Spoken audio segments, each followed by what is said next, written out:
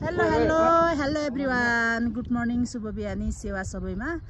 अहिले म चाहिँ बुकीपाटनमा आइपुगेको छु। हिजो रातितिर आइपुग्यो अनि अहिले चाहिँ बिहानीको मौसम यस्तो छ, हल्का हल्का देखिएको छ हिमालहरू। अब हामी चाहिँ अलिक मास्तिर जाने भनेर हिँड्न रेडी भइरहेको छौँ। अब कस्तो देखिन्छ म हजुरहरूलाई पनि देखाउँदै गर्छु, हेरेर इन्जोय लिनु होला है।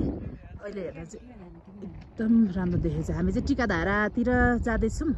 अब कति कस्तो खुल्छ कस्तो हुन्छ म हजुरहरूलाई देखाउँछु। हजुरहरू पनि मेरो भिडियो हेरेर चाहिँ पूर्ण रूपमा इन्जोय लिनु होला। ढोरपाटन चाहिँ तल हो क्या, त्यो तल गहिरामा। हिजो त्यहाँबाट यहाँ आउनुलाई मलाई यति गाह्रो भएको होइन, झन्डै मर्यो हौ म त।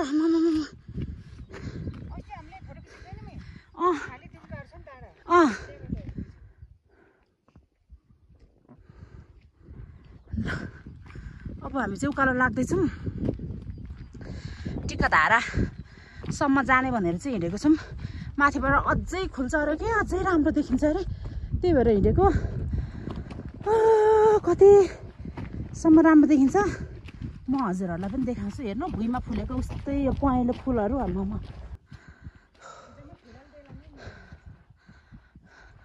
हिजो बेलुका हामी कता यही बाटो आएको हो?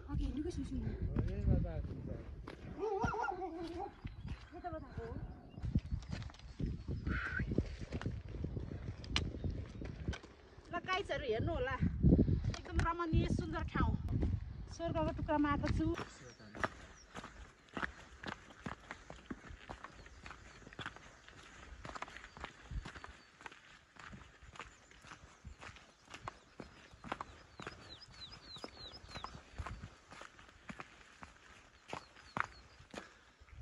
Sunrise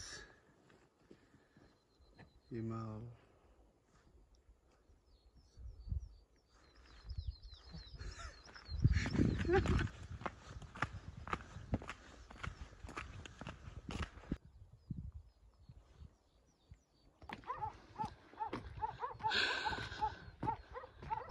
हामी बसेको छु पर सिधै टेन्ट हाउसमा, त्यहाँ बसेको। अनि त्यहाँबाट हिँड्दै आएर अब चाहिँ त्यहाँबाट घाम झुलिसक्यो, हिमालहरू पनि देखिरहेको छ अलिअलि।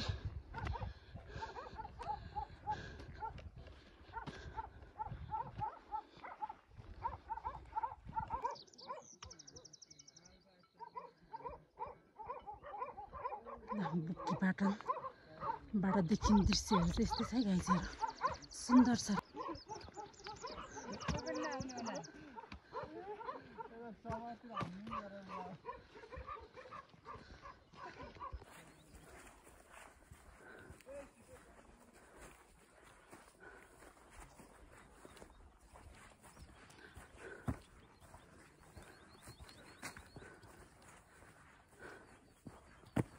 गाह्रो छ हौ, गाह्रो गाइजहरू। भन्नलाई सजिलो छ, हिँड्नलाई देखाउनलाई पनि गाह्रै पो रहेछ त। हिजो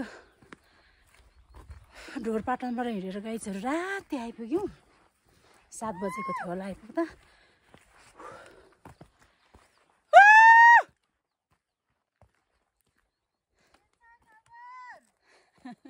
खबर अब यहाँ खबर बेखबर होला जस्तो छ।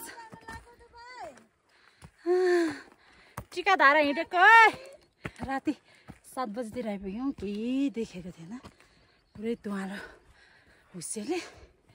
अनि सुत्यो, थाकेर यति थाकेको हो कि हिजो। अनि रातभर निन्द्रा लागेन हिजो थाकेकोले गर्दा। आज 4 बजीतिर हिँड्नु भनेको, घरि खुल्ला नखुल्ला के हुँदै बसिरह्यौँ। अनि हामी त्यति बेला हिँड्दै घाम झुल्किहाल्यो।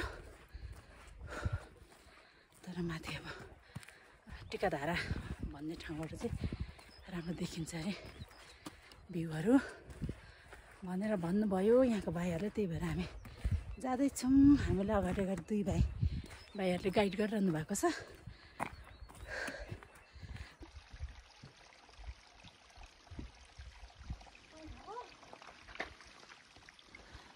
सबै धमिलो झरिरहेको छ कि टेकेर पर्दैन।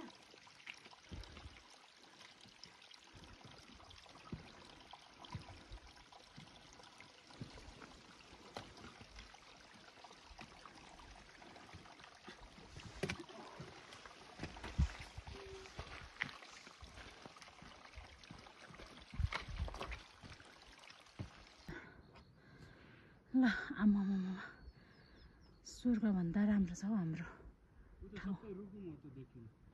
कुन देखिने ए रुकुम ल स्वर्गको टुक्राभन्दा कम छैन।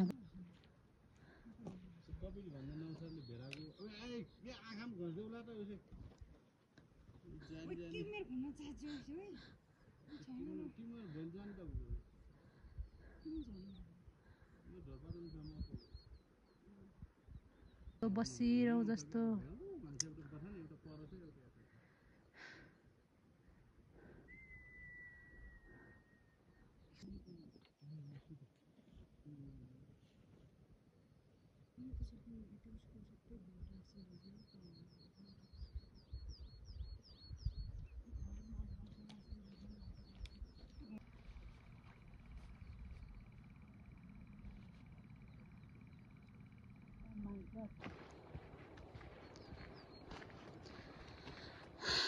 हामी चाहिँ अझै पर अझै राम्रो भ्यू देख्ने ठाउँ छ अरे भनेर हिँडिरहनु भएको छ अगाडि भाइहरू। मलाई आउनु भन्दै जाँदैछु है।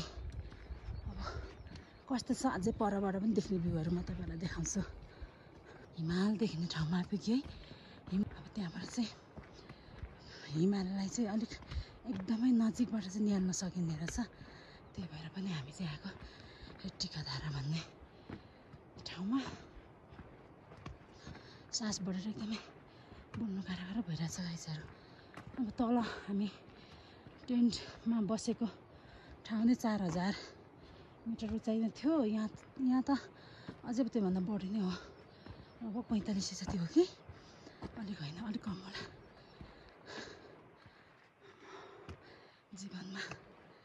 जीवनमा यस्तो ठाउँहरू हेर्नु पाउँदा एकदम खुसी लाग्छ, रमाइलो लाग्छ। यस्तो स्वर्गभन्दा प्यारो छ हाम्रो देश नेपाल, हाम्रो ठाउँ। माई गड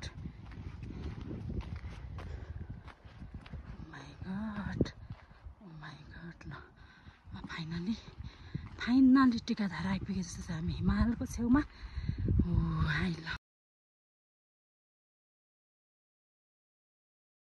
हामी कहाँ आइपुग्यो ठ्याक्कै यहाँनिर? हामी टिकाधारा भन्ने खास त्यसलाई भन्छ। यो चाहिँ छेलो फाल्ने भन्छ कि यसलाई चाहिँ। छेलो फाल्ने। यहाँदेखि धुक, राजवन, सेचुन यता छ, मुर्चुला यता पऱ्यो अगाडि। हजुर। अनि यहाँको हिमाल चाहिँ पुठा हिमाल भयो छेउको। हजुर। यहाँ धेरै हिमालहरू छ। यो चाहिँ बिचको गुर्जा हिमाल अनि धौलागिरी हिमाल। यहाँ 4-5 छ त धेरै हिमालहरू छ दिदी यसमा चाहिँ। यो चाहिँ बुकीपाटनको एकदम सेन्ट्रल पोइन्ट ठाउँ हो कि एकदम बेस्ट ठाउँ। जो पनि यहाँ बुकीपाटन आउँछ तर जो पनि टिकाधारा भन्छ नि यही हो कि यो चाहिँ।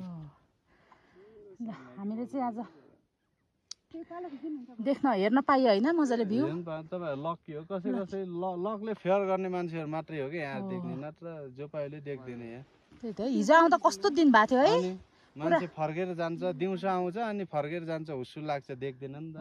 अनि खास बेलुका आएर बस्ने अनि बिहानमा हो कि दिदी यस्तो खुल्ने। अनि अहिले यो तपाईँको 9, 10, 11 बज्यो भने फेरि सबै धाक्छ, हुस्सु आएर धाक्छ। यो फागुने भन्ने यता पर्यो। त्यतै आउँछ।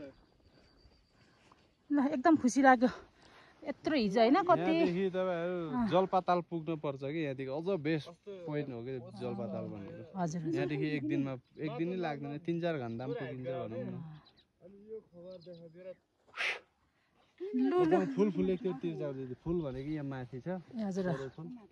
तपाईँको यसमा आउँछ यहाँ 16 गते तपाईँको 2025 भेडा फार्म आउँछ यहाँ। यहीँ देख्न पाउँछ क्या भेडा।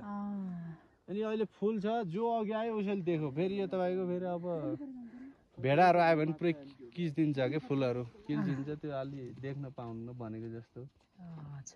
सिजनेबल फुल फुल्छ क्या। अहिले यो फुल फुल्छ, अब साउनमा अर्को फुल फुल्छ, भदौमा अर्को फुल फुल्छ। त्यस्तो हुन्छ। ल धन्यवाद भाइ, बुझाइदिनु भयो, भनिदिनु भयो। एकदम खुसी लाग्यो। तर यहाँ आइपुगेर यस्तो राम्रो दृश्य देख्न पाउँदाखेरि। हजुर हो भाइ, साह्रै नै हजुर साह्रै नै खुसी लाग्यो। यति राम्रो ठाउँमा आएर फोटै नखिचिकन त जानु हुँदै भएन होइन। ल यहाँ हाम्रो चाहिँ फोटो सेसन चल्दैछ आमा के फोटो खिची माग्ने भन्दा फोटो खिचिदिनेको पोज खतरा छ फेरि त तेरो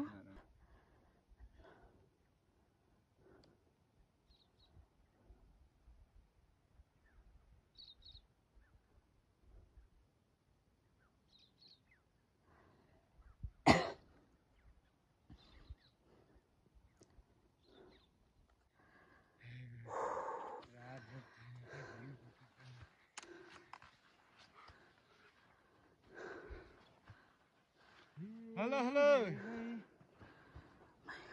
यहाँ आउनु न यहाँ स्वर्ग हुँदा हुँदै त्यहाँ कहाँ धरतीमा बसेको यहाँ स्वर्ग त्यो आउनु हो नि अनि यसको धुरीमा जानु पर्छ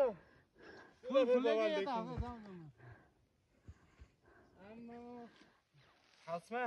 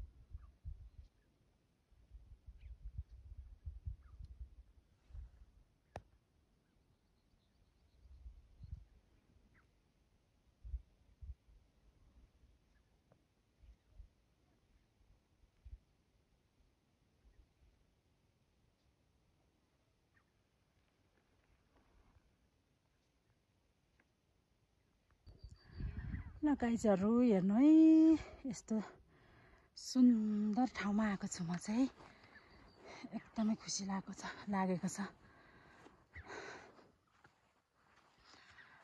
हेर्नु त कति राम्रो स्वर्ग भन्दा कमी छैन स्वर्ग त कसले देखेको छ र स्वर्ग हुन्छ भनेर कसैले देखेको पनि छैन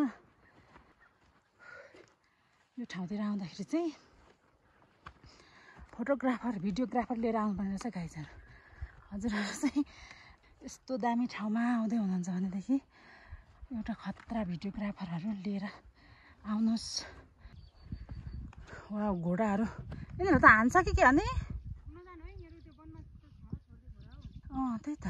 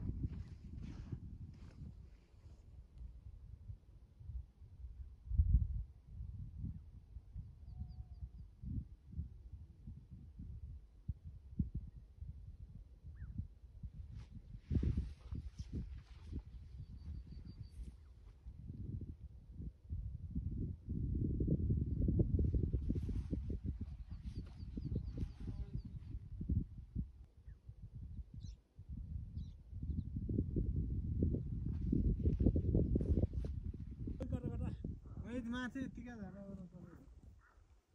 उता जाने घाटी जानु होइन पर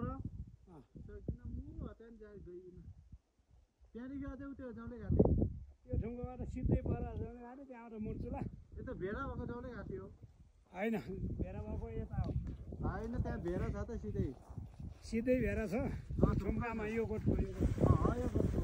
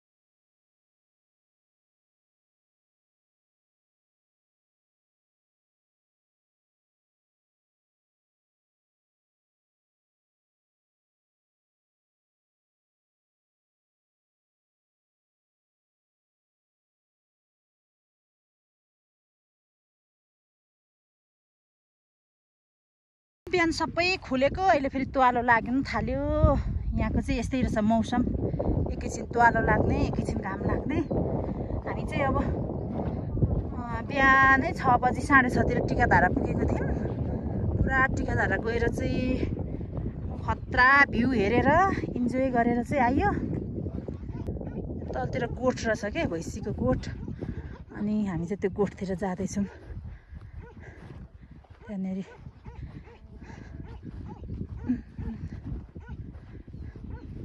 तिर्खा लागेर आएको छौँ कि हामी टिकाधाराबाट फर्केको र तिर्खा लागेर आइरहेछौँ अनि त्यहाँनिर भाइले जाम त्यहाँ मही छ मही पाउँछ मही खाएर जानुपर्छ भन्नुभयो क्या त्यो भएर चाहिँ हामी झर्दैछौँ मही खाएको हो मही भैँसीको मही कस्तो छ मिठो छ उता दिनु त्यसो भए